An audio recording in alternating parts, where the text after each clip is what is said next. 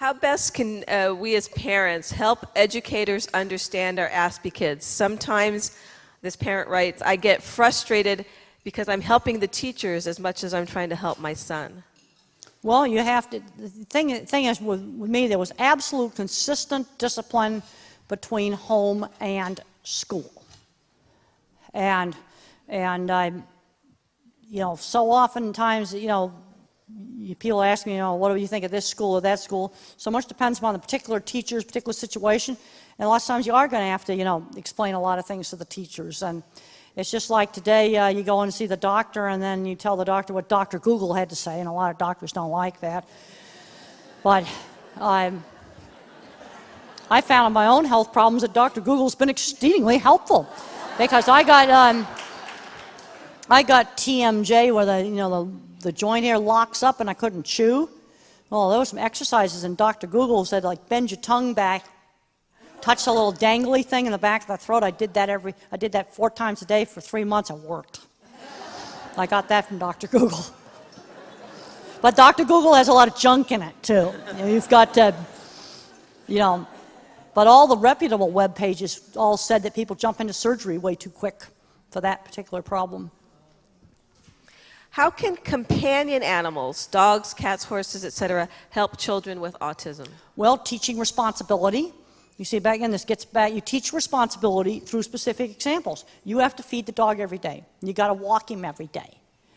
The dog's not going to be very happy if he doesn't get played with and walked.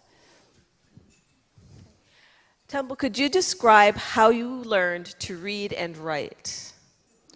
Well, reading, I was not reading by 3rd grade, and Mother taught me with phonics. Now, there are some kids that learn by phonics. Others learn whole word, and phonics will actually mess them up. And most autistic kids learn whole word. You just start learning nouns and up and down, and then you start piecing the words together. How should authorities treat autistic people who get into trouble with the law? And should an individual with autism be tasered by police? Well, I think it depends upon what he was doing, for one thing. And there is one of the things they got to learn is policeman pulls you over. It's yes, sir. Yes, I'll get my license, sir. That is the time to be little Mr. or Mrs. Total Absolute Polite Manners, period. That is the rule. And I have a rule system I still live with. And if you want to have a civilized society, you can't have people stealing things, burning down buildings, and killing each other. That's a really bad things category. Then you have the courtesy rules. And then you have some illegals, but not bad. And there's a lot of stupid school rules that probably need to be broken. But then you have the sins of the system. And these are rules you absolutely don't break. The penalties are draconian. Police officer pulls you over, like some Asperger person will say, well, I have a problem with authority. Well, I'm sorry.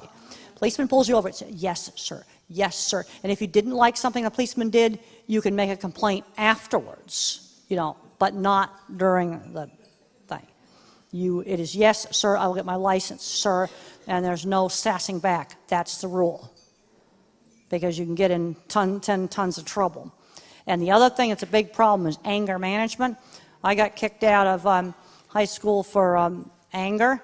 And after the horseback riding was taken away for 2 weeks, I somehow switched from anger to crying. And if I hadn't switched from anger to crying, I wouldn't have been able to have a career. And I've had some parents say, well, I don't like the fact my teenage boy cries. I said, be thankful. Crybabies keep work, and crybabies don't go to jail. It's that, because one of the problems in autism is controlling emotion. See, because there's some circuits missing that are frontal cortex top-down control on emotion. And I couldn't control the emotion, so I switched an emotion where I could just go off and hide somewhere. Yeah, I was still miserable, but I would just go off and hide. I want the little chocolate thing. Okay. We have two more questions, and then we're done. Do you believe, and in fact, we may end on this one and one more, but do you believe that the incidence of autism has truly increased? I think some of the mild Asperger's is just increased diagnosis. They've always been here. I can think of kids I went to school with that we labeled Asperger today. That's just increased diagnosis. But on the other hand, I think there's some severe autism that has increased. And you started in the beginning of your presentation talking about table manners and the importance of that people need to learn these things. So this person says, yes, but what do I do when my son doesn't care about good table manners? Well, there were some consequences for that. TV would be taken away.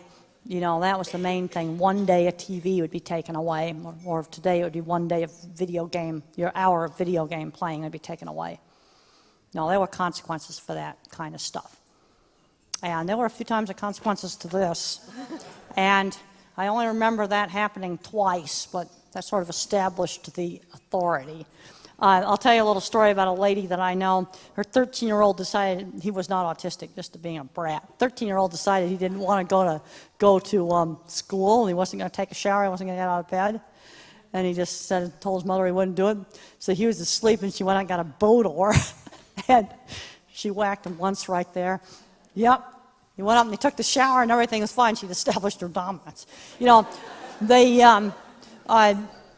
whole thing about corporal punishment is very controversial. But I think there is a place sometimes for a single harsh correction. People that beat animals or kids all the time, that's abuse.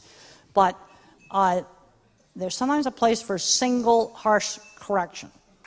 And it's not something you do all the time. And you know what? The kid was fine after that. Went to school and she sort of established the dominance. And it was done once. It was just on the soft part of the butt. So she made sure she didn't injure him in any way. Great. Thank you so much, Dr. Grandin, for being here today and sharing your insight.